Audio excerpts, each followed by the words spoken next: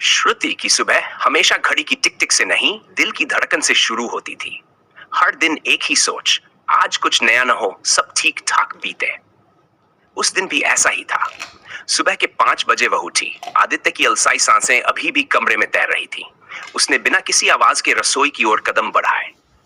जैसे कि पहली सीटी बजी, श्यामा देवी का स्वर सुनाई दिया। श्रुति, जरा तुलसी को जल दे देना, और नैना आ रही है, उसके लिए नाश्ते में कुछ अच्छा बना देना। आज सुबह ही आ रही है। श्रुति ने पल भर को आंखें बंद की। नैना, अभी? मानो उसका दिल बोझ उठाने को तैयार नहीं था, लेकिन चेहरा चेहरा वही सदा हुआ, मुस्कान से सजा चेहरा था। रसोई से निकलते ही उसने तुलसी को जल दिया और फिर तुरंत मेथी के पराठे और दही की तैयारी में लग गई। नैना को मेथी के पराठे पसंद थे। वो कई बार कह चुकी थी, भाभी आपके हाथ का स्वाद मायके की याद दिला देता है। पर जब वह सामने होती, तब वह स्वाद भी कटुता में बदल जाता। दरवाजा खुला। हल्का गुलाबी सूट पहने नैना अंदर आई। आंखों में नींद कम, नाराजगी ज्यादा थी। उसके साथ उसका छोटा बेटा विवान भी था, जो अपनी माँ की साड़ी पकड़कर भीतर घुसा। श्रुति ने मुस्कुराते हुए कहा, अरे नैना दीदी, आओ। विवान, बेटा नमस्ते करो। नैना ने संक्षिप्त मुस्कान दी और जैसे जैसे ड्राइंग रूम में घुसी, आंखें श्रुति को स्कैन करने लगीं। क्या भाभी, आप तो जैसे सुबह से रानी बनी हुई है। मम्मी को देखो, कब से अकेली बैठी है। कभी पास बैठना भी जरूरी होता है। मैं तो कभी कभार आती हूँ, लेकिन आप तो यहीं रहती हो। श्रुति ने संयम से कहा, दीदी मैं अभी उनके पास बैठी ही थी, बस चाय का पानी रखकर अपने कमरे में आई थी। थकावट सी महसूस हो रही थी। नैना ने होंठ चबाए। ओह, ऐसा कौन सा पहाड़ उठाया आपने जो थकावट हो गई? घर का रूटीन ही तो है। बहुएं ही अगर हर बात में थकने लगेंगी तो परिवार कैसे चलेगा? श्रुति ने एक गहरी सांस ली, पर जवाब नहीं दिया। वह जानती थी कि कुछ बातों का जवाब देना आग में घी डालने जैसा होता है। नैना वही थी, बचपन से ही अपने अंदर बहुत कुछ दबाए रखने वाली, लेकिन जब फूटती तो सामने वाले को चीर कर रख देती। मायके उसका शरणस्थल था, लेकिन अब वह इसे अपने संघर्ष का मैदान बना चुकी थी। उसका पति मयंक एक सुलझा हुआ व्यक्ति था, पर नैना की अपेक्षाएं आसमान से भी ऊंची और आत्मसम्मान कांच जैसा नाजुक। इधर कुछ हफ्तों से उसके ससुराल में तनातनी थी। मयंक की बहन रेखा के बेटे का जन्मदिन था और परिवार ने उसे सोने की चेन देने का निर्णय लिया था। बस यही बात नैना को खटक गई। जब मेरे बेटे के जन्मदिन पर किसी ने सोने का गहना नहीं दिया, तो अब मैं कैसे सहन करूं कि मेरी ननद के बेटे को चेन दी जाए? उसका तर्क था, बराबरी होनी चाहिए। पर वो ये भूल गई कि बराबरी का मतलब केवल मूल्य नहीं, भावना भी होती है। श्रुति की दुनिया छोटी थी। पति आदित्य, सास श्यामा देवी और अपने भीतर की आवाजें। जब नैना वहां होती तो जैसे हर बात पर एक मूल्यांकन होता। भाभी ने कैसे कपड़े पहने हैं? भाभी ने मम्मी से कितनी बार बात की? भाभी भाई को चाय दी, मुझसे क्यों नहीं पूछा? और इन सब के बीच आदित्य मौन। वो ना बहन का दिल दुखाना चाहता था, ना पत्नी का, लेकिन अंततः वह मौन उस पत्नी को जलाता था जो हर दिन बिना बोले बहुत कुछ सहती थी। उस दिन जब नैना ने श्रुति के भाई सम्र को फकीर मायके वाला कहा, तब श्रुति फट पड़ी। दीदी, आप मुझे आदर्श बहू का पाठ पढ़ाने की जगह पहले खुद का ससुराल संभालिए। जिनके कर्म दूसरों को चोट पहुंचाते हैं, उन्हें सम्मान की उम्मीद नहीं करनी चाहिए। और हाँ, मेरे मायके वालों के बारे में अगर आगे कुछ भी गलत बोला तो मैं बर्दाश्त नहीं करूंगी। उस समय श्यामा देवी ने अपनी बेटी को पहली बार खुलकर टोका। नैना, अब बहुत हो गया। तू अपने ससुराल की आग हमारे आंगन में मत फैला। ये घर तेरे गुस्से का ठिकाना नहीं है। श्रुति ने जो किया है उसे हर बहू नहीं करती। तू उसे सुधारने के नाम पर खुद हर बार उसे नीचा दिखाने चली आती है। नैना की आंखों में आंसू आ गए। तो अब आप भी उसकी तरफ हो गई माँ? मेरी सास तो पहले ही मुझे नहीं समझती, अब आप भी नहीं? श्यामा देवी ने गहरी सांस लेते हुए कहा, बेटी, समझ वही जाता है जो खुद को समझाना चाहता है। इस बार फिर अपने घर आई थी मायके, पर इस बार उसकी चाल में पहले जैसी आत्मविश्वास की झलक नहीं थी, बल्कि एक अजीब सी बेचैनी थी। कंधे पर बड़ा सा पर्स ना, और चेहरे पर वो आक्रोश जो हर बार लड़ाई के बाद उसमें दिखाई देता था। श्रुति ने दरवाजा खोला और एक पल को कुछ बोल नहीं जा रही थी कि नैना ने आंखें फेर ली। भाभी, मम्मी है क्या? श्रुति ने नजरें झुका ली और कहा, हाँ दीदी। अंदर से निकल कर आई। क्या हुआ बेटी, इस बार फिर क्या हो गया? नैना एकदम से फूट पड़ी। मम्मी, आप लोगों लोगों को तो बस मेरी ननद की चिंता है। मैं तो जैसे आपके घर में बोझ हूं। क्या बात है नैना? श्यामा देवी ने धीमे स्वर में पूछा। नैना अब सोफे पर बैठ चुकी थी। उसकी आंखों में आंसू थे, पर शब्दों में फिर वही आग। दरअसल 2 दिन पहले मयंक की बहन प्रिया को अचानक अस्पताल ले जाना पड़ा था। उसकी बेटी अन्वी को तेज बुखार था और घर की आर्थिक स्थिति पहले से ही खराब थी। प्रिया के पति की नौकरी 1 साल पहले छूट चुकी थी। तब से वो छोटे मोटे काम करके जैसे तैसे घर चला रहे थे। मयंक जब ये सुनकर अस्पताल पहुंचा तो उसने डॉक्टर की फीस दी, दवाइयां खरीदी और अगले दिन कुछ रुपए भी दे दिए, बिना नैना को बताए। जब नैना को ये बात पता चली तो उसका गुस्सा फट पड़ा। बिना मुझसे पूछे तुमने अपनी बहन को पैसे दे दिए? घर में क्या मैं कुछ नहीं हूं?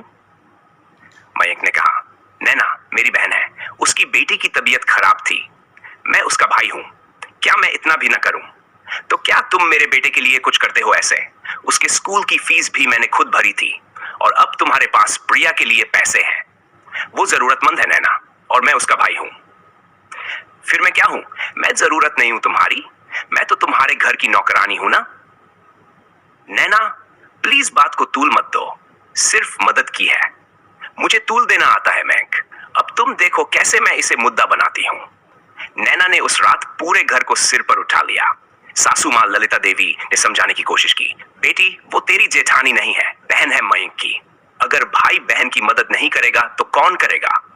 पर नैना का जवाब था, मां भाई तब मदद करता है जब घर में सबका बराबर हो।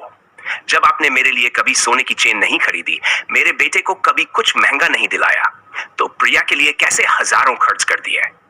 ललिता देवी चुप रह गई, क्योंकि वो जानती थी नैना अब सुनने की स्थिति में नहीं है। और अगली सुबह ही नैना ने मायके के लिए निकल पड़ी। श्रुति इस बार हैरान नहीं थी, लेकिन दुखी थी। हर बार यही होता, जब नैना अपने ससुराल से लड़कर आती तो जैसे वह मायके को अखाड़ा समझ लेती। हर बार वही शिकायतें, वही ताने, वही कटाक्ष। पर इस बार कुछ नया था। इस बार वो एक अलग पीड़ा में थी। उस पीड़ा का नाम था स्वीकार न किया जाना। श्रुति ने अपनी मां से चुपचाप कहा, मां क्या दीदी को कभी ये एहसास नहीं होता कि उनके ससुराल में भी एक और मां है, एक और बहन है? उनके जज्बात भी कुछ मायने रखते हैं। श्यामा देवी ने धीमे से कहा, श्रुति जब किसी का दिल हर बार खुद को चोट खाया मानता है तो वो दूसरों की तकलीफों को तवज्जो नहीं दे पाता। नैना शायद आज भी खुद को कभी न समझी गई बेटी मानती है। रात को नैना अपने कमरे में थी। अंधेरे कमरे में मोबाइल की हल्की रोशनी और मन की हलचल। उसने पुराना चैट खोलकर देखा। प्रिया का एक मैसेज था, अन्वी की तबीयत अब कुछ ठीक है, भैया की वजह से बच गई। अगर वो अस्पताल ना आते तो शायद हम समय पर इलाज भी न करवा पाते। नैना ने वो मैसेज पढ़ा और उसे डिलीट कर दिया। उसके भीतर कहीं कुछ हिला था, लेकिन ईगो, उसका सबसे बड़ा कवच, फिर दीवार बन गया। नैना मायके में तीसरा दिन था। अब वो थक चुकी थी। हर किसी की चुप्पी उसे काटने को दौड़ रही थी।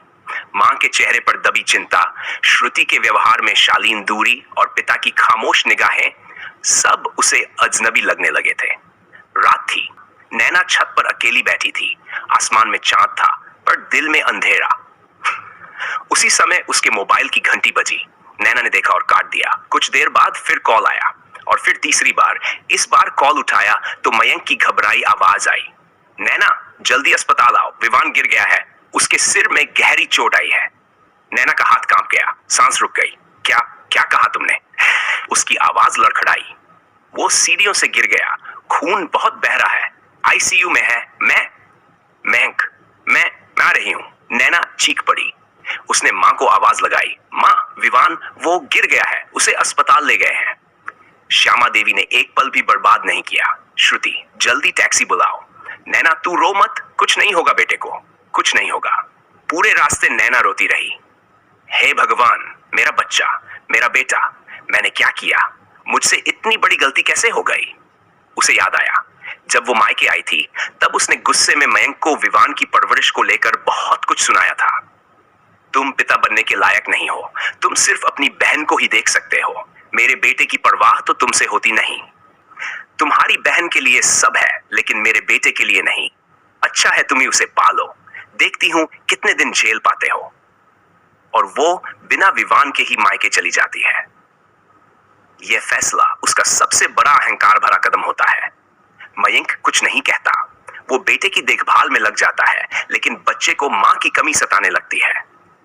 एक रात जब मयंक किचन में दूध गर्म कर रहा होता है और विवान अपने खिलौनों से खेल रहा होता है, विवान अकेले में सीढ़ियों की ओर चला जाता है और वहीं से फिसल कर गिर जाता है।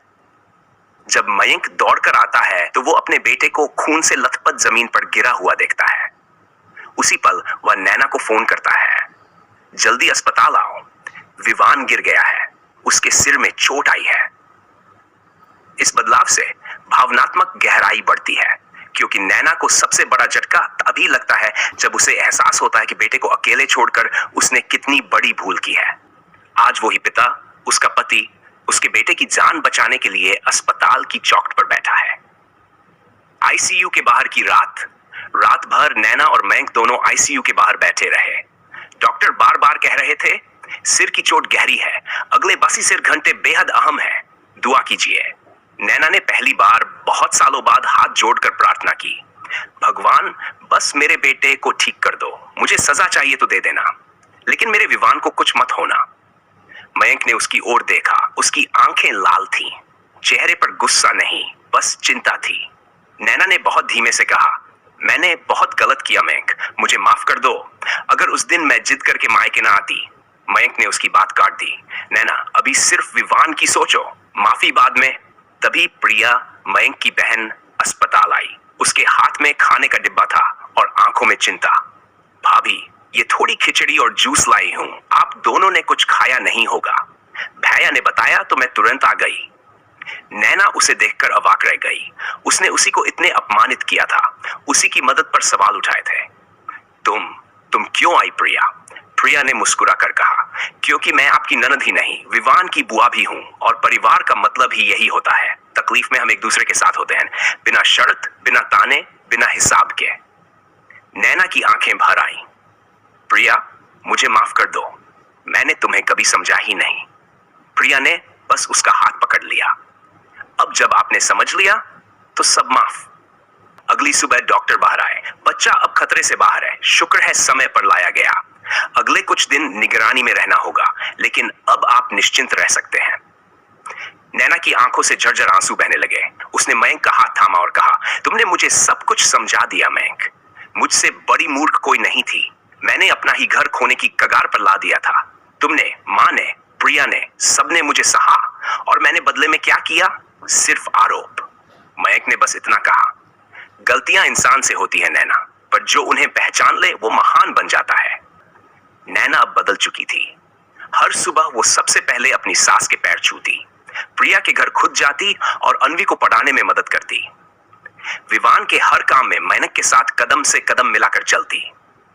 एक दिन उसने सबके सामने हाथ जोड़कर कहा, मैंने बहुत ज्यादती की आप सबसे, मेरे अहंकार ने मुझे अंधा कर दिया था।